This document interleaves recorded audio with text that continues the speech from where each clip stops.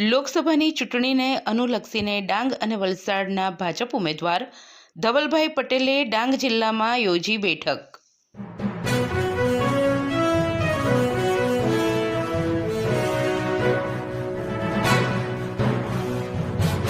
આગામી લોકસભાની ચૂંટણીને અનુલક્ષીને ડાંગ અને વલસાડના ઉમેદવાર ધવલ પટેલ ડાંગ જિલ્લાની મુલાકાતે પહોંચ્યા હતા।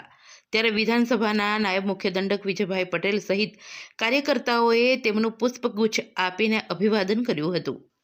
આગામી લોકસભાની ચૂંટણી 2024 અંતર્ગત ભાજપના ઉમેદવાર દ્વારા ઠેર ઠેર બેઠક યોજવામાં આવી રહી છે અને ગુજરાતની તમામ બેઠકો જીતવા માટે ભાજપ દ્વારા પ્રયત્ન કરવામાં આવી રહ્યા છે અને પ્રચાર પ્રસાર કરવામાં આવી રહ્યો છે। ત્યારે ડાંગ અને વલસાડના ઉમેદવાર ધવલભાઈ પટેલ ડાંગ જિલ્લાની મુલાકાતે પહોંચ્યા હતા અને લોકસભાની ચૂંટણીને અનુલક્ષીને ડાંગ જિલ્લાના મુખ્ય મથક આહવાના સર્કિટ હાઉસ ખાતે મીટિંગનું આયોજન કરવામાં આવ્યું હતું।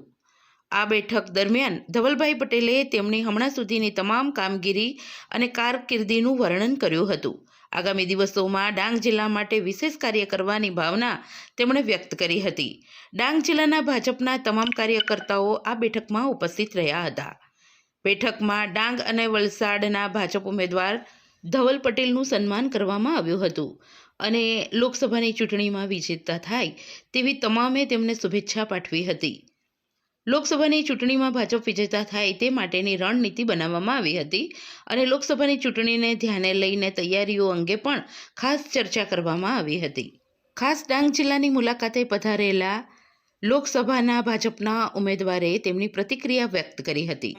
આહવામાં જે રહ્યો જે અમારા બધા પ્રમુખ કાર્યકર્તા આહવા ડાંગ અને સુબીરમાંથી આવ્યા છે એની સાથે બહુ ખૂબ સારો પરિચય રહ્યો અને જે અમારી અપેક્ષા છે એ પણ જોવા મળીને જે અમારા કાર્યકર્તાઓમાં અનેરો ઉત્સાહ છે એ પણ જોવા મળ્યો અને એના પછી અમે બિલકુલ કોન્ફિડન્સ છે અને બિલકુલ વિશ્વાસ છે કે અમે એક નવો કીર્તિમાન સ્થાપિત કરવાના છે વલસાડ લોકસભામાં માર્જિનમાં અને એના માટે ડાંગ જે અમારું વિધાનસભા છે એમાં પણ અમે સૌથી મોટી માર્જિન લઈને જીતવાના છે।